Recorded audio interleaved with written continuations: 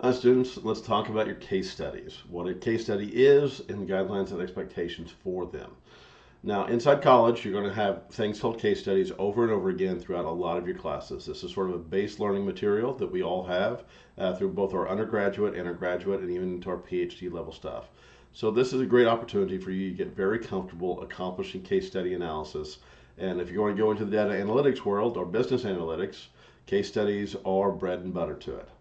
So the case study assignment is a critical component of the course. It's designed to evaluate your analytical, research, and communication skills. So to successfully complete this assignment, you're going to carefully follow the guidelines that are outlined in the instructional materials. All right, first we're going to have some deliverables. That is the written report. So your length will be 1,000 to 1,500 words, and the structure will be an introduction, a background, a problem identification, analysis, solution alternatives, recommendation, and conclusion. So we're talking a 7 paragraph essay. That's about a page. Maybe a page and a half if you get really creative with it. As a college student, writing a page to a page and a half essay should be able to accomplish in 30 to 40 minutes at most.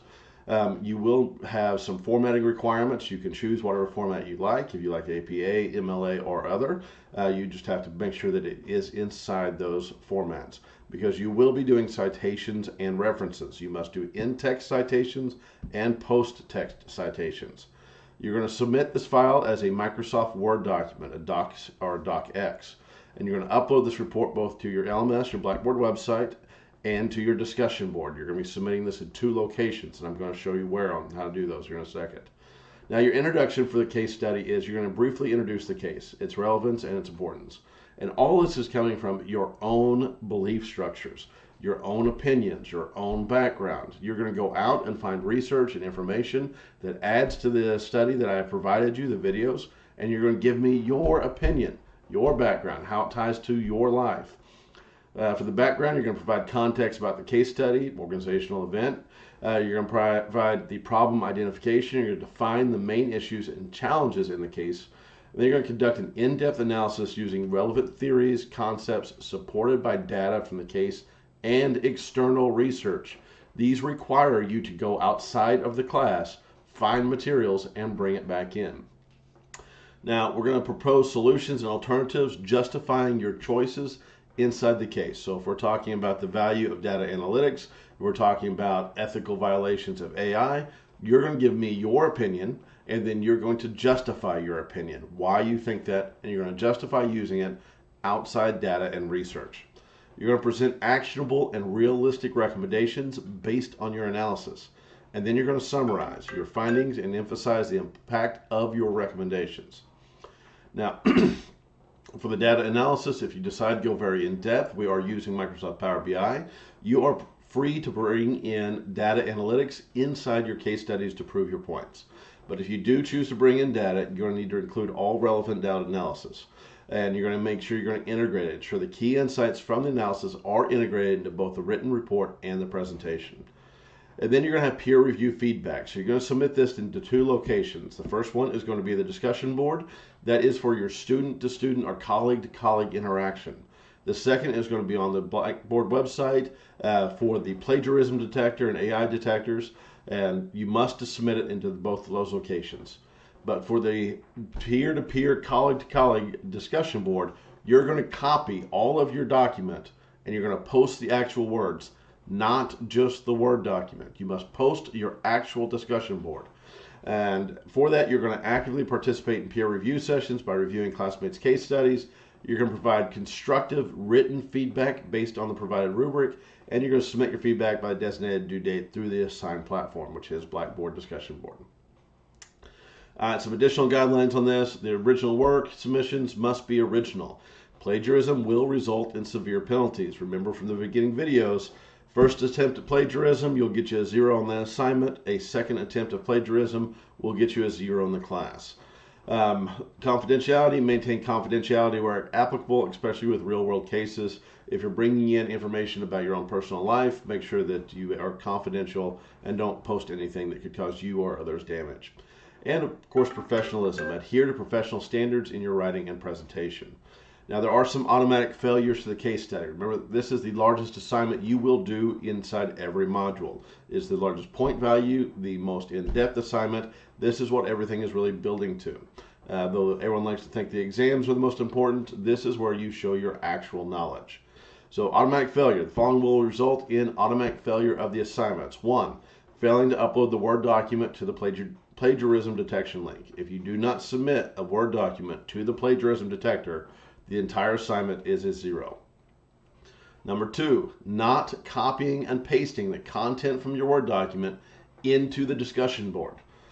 If you just post the Word document, your fellow classmates will not see it. They cannot look at it. They will not comment. It takes away the point of the discussion. No one will discuss. So you must copy and paste the content from your Word document into the discussion board. Number 3, only uploading the Word document to the discussion board without pasting the text. If you upload a Word document to the discussion board but no text, that is an automatic 0. Plagiarism or AI generated content in any form will be an automatic 0. A second attempt of it will give you a 0 in the class. Submitting work after the due date. Late submissions are not accepted. The due date is always 5 o'clock on Friday. And that is the second it becomes 5 o'clock, not 5 o'clock and 58 seconds. So at 4:59 and 59 seconds, you have 1 second to submit after that, because the second it becomes 5 o'clock, the window will close. So I will say again, no late submissions will be accepted under any circumstance. That includes the responses and conversations to others' discussion boards. Grading expectations, the criteria your work will be evaluated based on clarity, depth, and analysis, relevance of solution, and adherence to provided structure.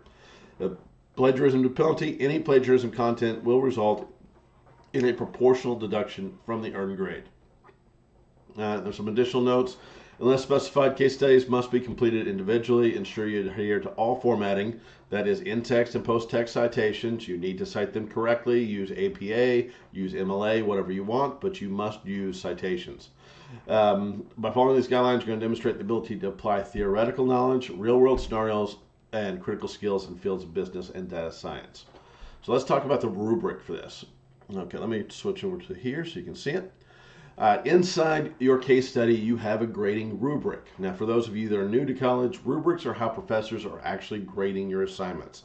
This is a large overview rubric, so it tells you out of the 50 points available for every case study, where you're getting each section of points. The quality analysis is 20 points. It's in-depth, mid-quality analysis to low quality. Originality and impact. Have you brought in your own study? Have you brought in your own experiences, your own opinion? That's worth 15 points. Use of examples. This is your outside research.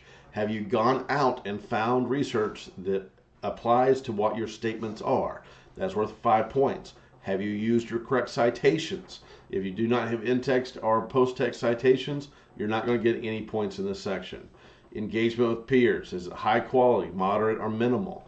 That's worth 5 points. Writing quality, worth 5 points. Are you writing at a below 12th grade level? Are you writing at a 13th, 14th grade level? Are you writing at a above a 15th grade level? Remember the additional requirements attached to failure to attach required document results in automatic failure, and copy to discussion boards. Failure to copy discussion boards will also automatic failure. Now let's look at how to actually accomplish this. So here in our Blackboard website, we're here underneath Module 1. I'm going to come down here. We've just looked at, in this video, the explanation of assignment, case studies, and discussion. Directly below this, you're going to have 2 links that apply to your case study. Module 1, case study and discussion. Case study 1, Word document upload. This is your plagiarism detector upload. This is where you have to upload your doc file. This is where you're going to post your actual words. So if we open up Module 1 assignment, you will see, again, a breakdown of the assignment. You'll see the video of the case study I'm having you go through. You're going to find your essay requirements, your submission requirements. You're going to find tips to success. And at the very bottom, you're going to come in here and you're going to paste all of your written document here and hit post. Once you've posted this, it will open up so that you can actually answer to the other students and do back and forth communication. In addition to that, you must come down here to the Word document upload. From here, it's going to tell you exactly how to upload, what we're doing. You're going to scroll down to the bottom. I'm in teacher mode. Just like the discussion board, you'll scroll down to the bottom. There'll be a post section here where you'll upload your document file directly to there. All right, guys, that is your case study. If you have any questions, comments, concerns, please let me know. Otherwise, jump in. Your case study are the most valuable pieces. Don't use AI. Make sure you do your citations and engage with your fellow students. And do not forget to upload the Word document to the plagiarism detector and post the actual words, not just the document, to the discussion board. All right, guys, enjoy the section.